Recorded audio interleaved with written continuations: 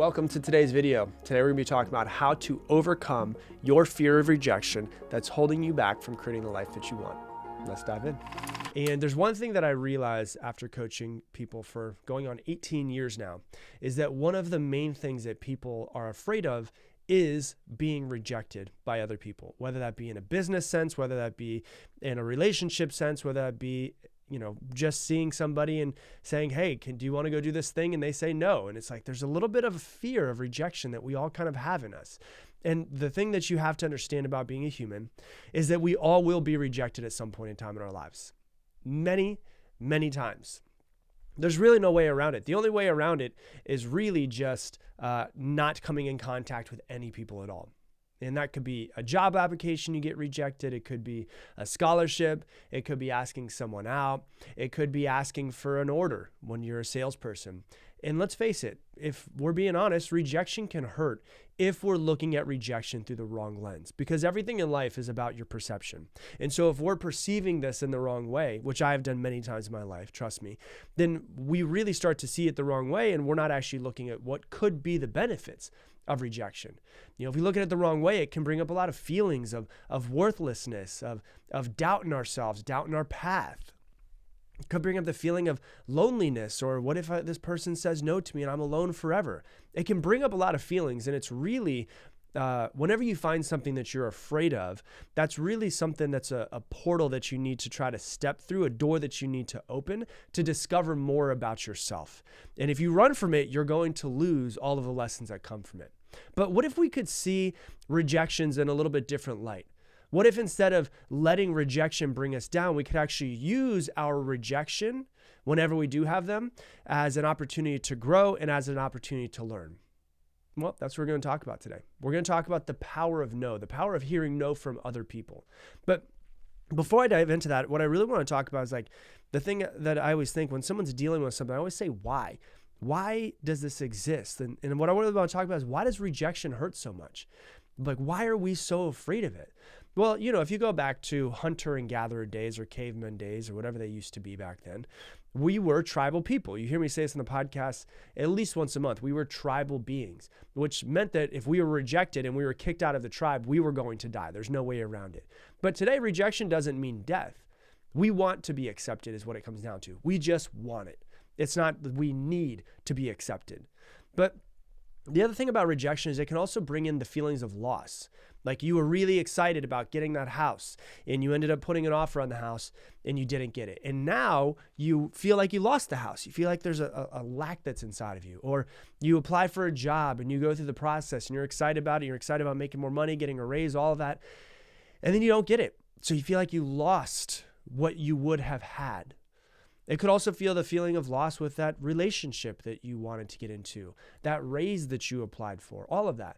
And really what it does, what our fears, what our insecurities, what our self-limiting beliefs do whenever they come onto the surface and we notice them, is it shines a light on one of our biggest insecurities.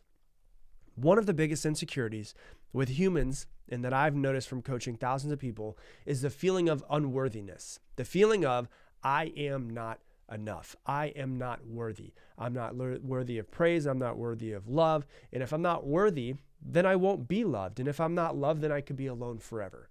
And really, that's what I think our deepest seated fear is that, if we won't be accepted for some reason, and if we're not accepted, we won't be loved. And we won't be able to feel the love that we're really searching for. Most people, though, what's really, really interesting, and this will be for another episode, but most people, we look to other people for our self-worth. So really what's happening is I'm looking to you to reflect back to me that I am worthy of love, or that I'm worthy of being accepted, or I'm worthy of whatever it might be. So we look to other people, we look outside of ourselves for our own self-worth in a lot of ways. And when we're rejected, that makes us feel worthless. It can lower our self-worth if we're looking in the wrong direction.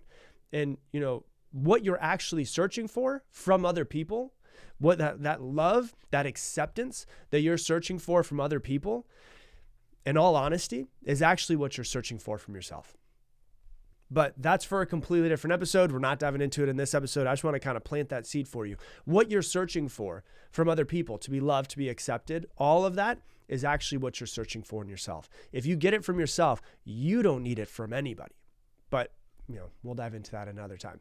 But really what it comes down to when we go back to the feeling of rejection is many of us have internalized the belief that our worth is tied to our achievements and, how much money we make and the things that we can put after our name that say that we got a piece of paper from a college. And when we don't reach our goals, we don't get the achievements that we want, it can make us feel like we're not good enough because we have been trained through society in a lot of ways. I can definitely attest this for myself. And, some people that aren't competitive, they might not feel this as much. But for me, very competitive person, very driven person, I have internalized, and many of us internalize the belief that our self-worth is tied to our achievements and who we become. So in order for us to feel worthy, we have to achieve, which means that if we don't achieve, we don't feel worthy. And when we don't reach those goals, we can feel like we're not worthy. We can feel like we're not enough. And so really that's the thing that we're afraid of. So if that's the case, what do we do instead? So what do we do? Not take action so that we don't feel those feelings. If we think about that, we will do anything except feel what we are afraid of feeling. And so if we're like, okay, I don't want to feel the feeling of rejection. I don't want to feel a feeling of unworthiness.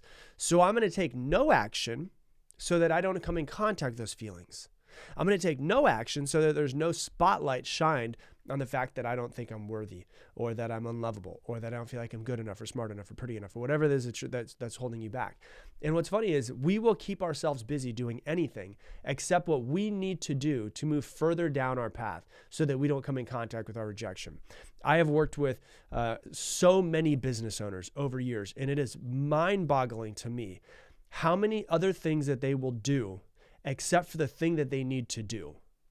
And so they know that they need to knock on some doors or make some cold calls or whatever it might be to grow their business and bring in revenue. They will distract themselves completely doing other things that are not as important, that are not revenue generating activities, so that they don't put themselves out there, so that they don't possibly get rejected. It's pretty wild. And then what happens? The business fails. Why? Because of the mindset of the business owner. I have found that 99% of failed businesses come from the actual mindset of the business owner. So before we dive into the benefits of rejection, though, it's important to really note when we talk about this type of stuff, what we're getting rejected for. So for instance, if we go back to the example of a business owner, or we go back to the example of a salesperson. When I was younger and I first started in sales, when I was 19, started training people when I was 20, I trained over 2,000 sales reps, salespeople by the time I was 24. So in 4 years, I trained over 2,000 sales reps. Almost everyone struggles with making sales calls. It's the funniest thing.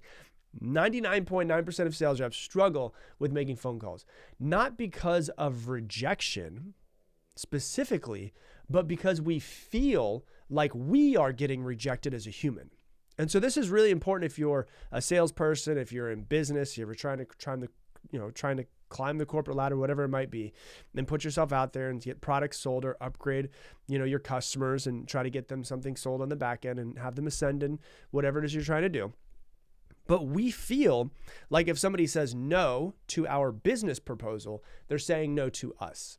We feel like rejection is we are getting rejected, when in business, the reality is they're just saying no to your business proposal. They're saying, no, I don't want your product. Why does it hurt? Because we internalize that and think that they're saying no to us. That's just a no in the sales process. They're not saying, no, you suck, I hate you, you're a terrible human. They're just saying no to buying your product. But we sit there and go, no, that's so sad. Somebody said no to me. And then we start to create an entire story in our head of, well, I must not be good at this. I must not be as good as John. He's such a better salesperson. And maybe I wasn't meant to do this. Maybe I should go back to being an engineer and not being a salesperson. Maybe I don't have the mindset or the drive to do this. And we created a whole internal story when all the person did was say, I don't want to buy your stuff. Right? But we change and we morph it to think that we're not good enough. So what do? We avoid it. I've trained many, many, many salespeople and worked with many, many business owners. And this is a core thing that holds them back. They're afraid to get rejected because they hear no to a business proposal and then they internalize it, creating a whole story in their own head about how they're not good enough, not smart enough, whatever it might be. When in reality, the person said, hey, I don't want to buy your things. That's it. But there's really a whole lot of benefits to getting a no. There's many benefits to being rejected. First off, it gets us out of our comfort zone. We felt the feelings of fear. I did not want to make that cold call. I did not want to make that, walk up to that person and ask them out. We feel the feelings of fear and we say, you know what? I'm going to do it anyways. Like that alone puts us out of our comfort zone. That alone is a positive. Whether they say yes, whether they say no, whether they buy from you, whether they say they want to go on a date with you or not. Those things, just putting yourself out of that comfort zone and doing it anyways is a really big positive. And the thing that I want you to understand about it is this, is I've been working on my fears and my limiting beliefs for a long time. I've been trying to help people work with them for a long time. They never actually go away. Like someone asked me the other day, they said, what's the secret to overcoming fears? It's funny with running a podcast called The Mindset Mentor, because everyone's always looking like, what's the tips and tricks and the shortcuts and the secrets? And there's really not any. When you look at what's the secret to overcoming fears and all of that, there is no magic pill. Your fears are always going to be there. You just have to learn to feel the fear and do it anyways. Now, when you do go on the personal development journey, your fear might right now be at a 8 or a 9. Then you work on yourself for a year, 2 years, 3 years. You invest time, money, energy into growing yourself, books, courses, whatever it is it might be to help you grow. And it takes it from a 9 or an 8 or 9 to maybe like a 2 or 3. It's still there. It's just not screaming at you anymore. But you learn, you know what? I'm going to have to just feel this fear and do it anyways. I wrote an entire chapter on fear and how to work through fears in my book, Level Up. So if you want to learn more about overcoming and working through your fears, you can definitely read that. I got to go much more in depth on it. But if you never get rejected, you never leave your comfort zone. And you're destined to have the exact same life that you currently have. Because if you don't leave your comfort zone, everything's going to stay the same. So if you're like, I want to avoid rejection, you will never leave your comfort zone, which means that your destiny is to have the exact same life that you currently have. And it might be okay, but I'm guessing if you listen to this podcast, you probably want things to be a little bit better. So that's not really what you're working for. And if we never hear the word no, it could mean that we're not taking enough risks. And it could say that you're not taking enough risks, or maybe you're just not talented or lucky. And so you can try to say, hey, how can I get more talented? How can I get more lucky? But, if you don't put yourself out there and risk, it's like one of my favorite quotes is, when you risk nothing, you risk everything. If you risk nothing in your life, you risk everything in your life. You risk the potential that you have inside of you, who you could become, the life that you could have, the fun and the joy and the happiness and the money that you can make and all of that and the place that you could travel to and the way that you could impact the world. When you don't take any risks and you stay in the same fucking place that you've been in for so long, you risk everything in your life because you risk just staying the same. And that's not what you want. And so you've got to start to understand that. Like one of the things that I love about rejection, there was a guy years ago that I saw, and I remember I love this guy. He's like a really shy man, and he was 30 years old. He had just celebrated his 30th birthday, and he had this idea. He'd spoken with his therapist of something called rejection therapy. And he said, for 100 days, I'm going to try to be rejected by asking somebody for something outlandish every single day. And so he filmed it, he blogged it back when blogging was like a real big thing. And, he did some crazy things. Like he would do some crazy things and then not some super crazy things. Like, I know he asked for a burger refill at a burger joint. So he bought a burger. And then he went back up and he said, hey, I just finished my burger. Can I get a burger refill? And they're like, yeah, no, we don't do that. He asked his dog groomer where he took his dog to cut his hair like a German Shepherd. Like, nah, yeah, we don't really do that. He walked into a random Super Bowl party with Chips asking if he could join their party. And he got rejected a lot. But what was really crazy for him is he was putting himself out of his comfort zone every single day. But he was so surprised by how many times people said yes.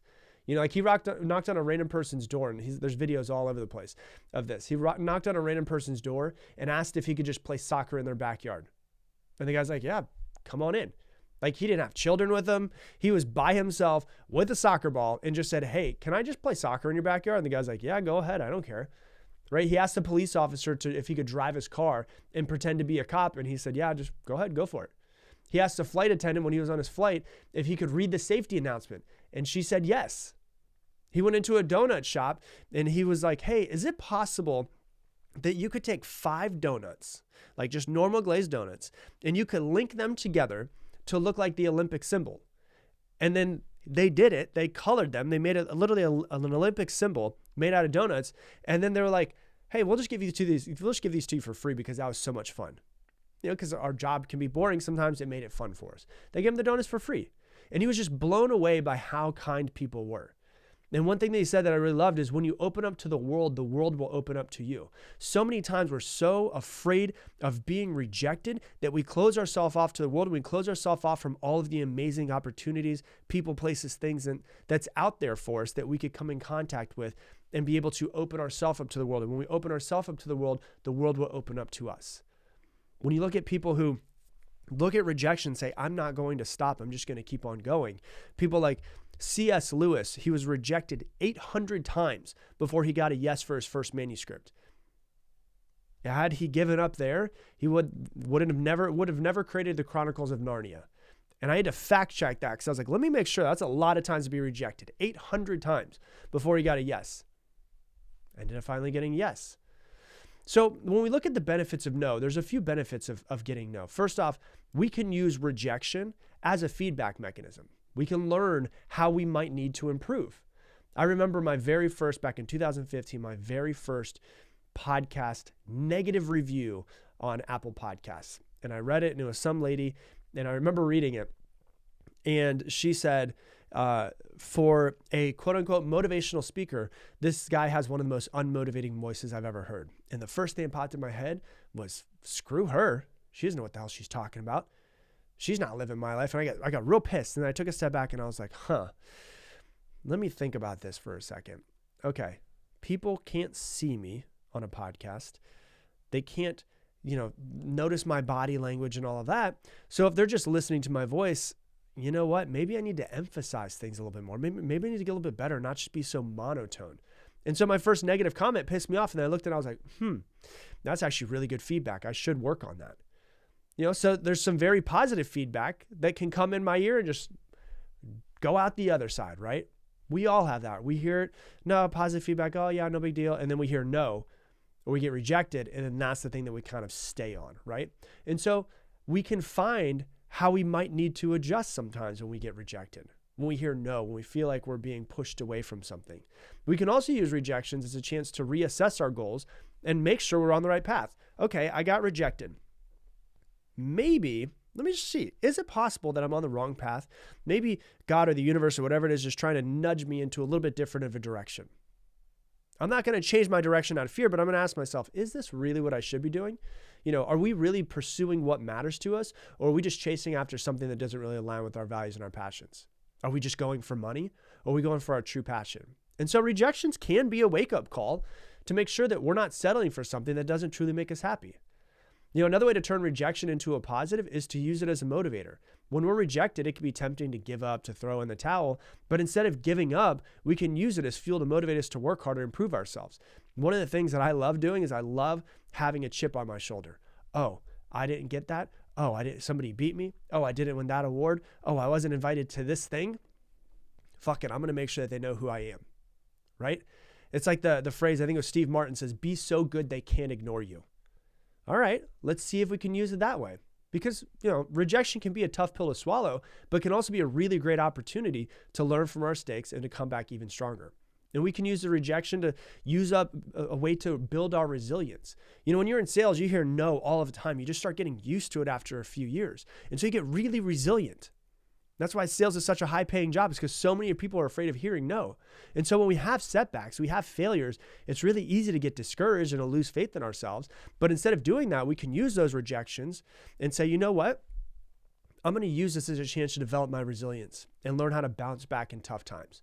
And by learning how to handle rejection and the setbacks, we can become more resilient to everything that we do and better equipped to handle challenges that might come to us in the future. And so really what it comes down to is rejection can be looked at as a bad thing. It depends on the lens that you're looking through, or it could be looked at as a good thing that can actually help us get better. So the next time that you get rejected, don't let it get you down. Use it as a chance to grow. Use it as a chance to learn, to find new opportunities. Remember that with every no, you're just one step closer to a yes. And who knows, that yes could be the yes that absolutely changes your life. So don't let rejection hold you back. Embrace it, learn from it, and use it as a way to grow and improve. So that's what I got for you for today's episode. If you love this episode, please share it on your Instagram stories. Tag me in at Rob Dial Jr., ROBDIALJR. And also, if you're out there, you love this podcast and you live in the United States or Canada, and you want to receive inspirational messages directly to your phone through text messages from me, go ahead and text me right now, 512-580-9305. Once again, 512-580-9305. And with that, I'm going to leave you the same way I leave you every single episode. Make it your mission, make someone else's day better. I appreciate you, and I hope that you have an amazing day.